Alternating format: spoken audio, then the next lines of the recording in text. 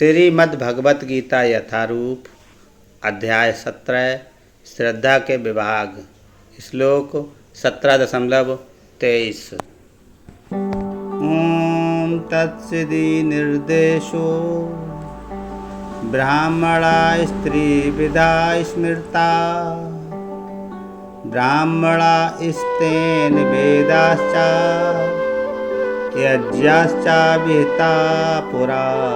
भावार्थ, सृष्टि के आदिकाल से ओम तत्सत ये तीन शब्द पर ब्रह्मा को सूचित करने के लिए प्रयुक्त किए जाते हैं। ये तीनों सांकेतिक अभिव्यक्तियाँ ब्राह्मणों द्वारा वैदिक मंत्रों का उच्चारण करते समय तथा ब्रह्मा को संतुष्ट करने के लिए यज्ञों के समय प्रयुक्त होती हैं। तात्पर्य ये बताया जा चुका है कि तपस्या, यज्ञ, दान तथा भोजन के तीन भेद हैं, सात्विक, राजस तथा तामस।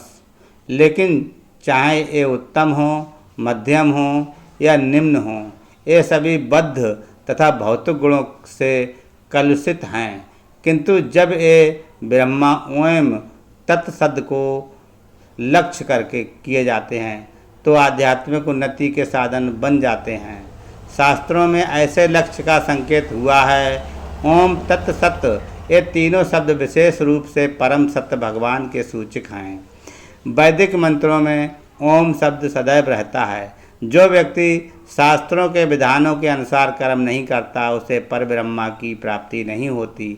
भले ही उसे क्षणिक फल प्राप्त हो जाए किंतु उसे चरम गति प्राप्त नहीं हो पाती। तात्पर्य यह है कि दान, यज्ञ तथा तप को सतोगुण में रहकर करना चाहिए। रजो या तमोगुण में संपन्न करने से ये निश्चित रूप से निम्न कोटि के होते हैं। ओम तत्सत शब्दों का उच्चारण परमेश्वर के पवित्र नाम के साथ किया जाता है। उदाहरणार्थ ओम तत्विष्णु। जब भी किसी वैदिक मंत्र का या परमेश्वर का नाम लिया जाता है तो उसके साथ ओम जोड़ दिया जाता है। ये वैदिक साहित्य का सूचक है। ये तीन शब्द वैदिक मंत्रों के लिए जाते हैं। ओम इत्येतद् ब्राह्मणो निर्दिष्टम नाम ऋग्वेद प्रथम लक्ष्य का सूचक है। फिर तत् त्वमासी छंदोग्य उपनिषद 6.8.7 दूसरे लक्ष्य का सूचक है तथा सद एव सौम छंदोग्य उपनिषद 6.2.1 तृतीय लक्ष्य का सूचक है। ये तीनों मिलकर ओम तत्सत हो जाते हैं। आदि काल में जब प्रथम जीवात्मा ब्रह्मा ने यज्ञ किए तो उन्होंने इन तीनों शब्दों के द्वारा भगवान को लक्षित किया था। अतएव गुरु परंपरा द्वारा उसी सिद्धांत का पालन किया जाता है।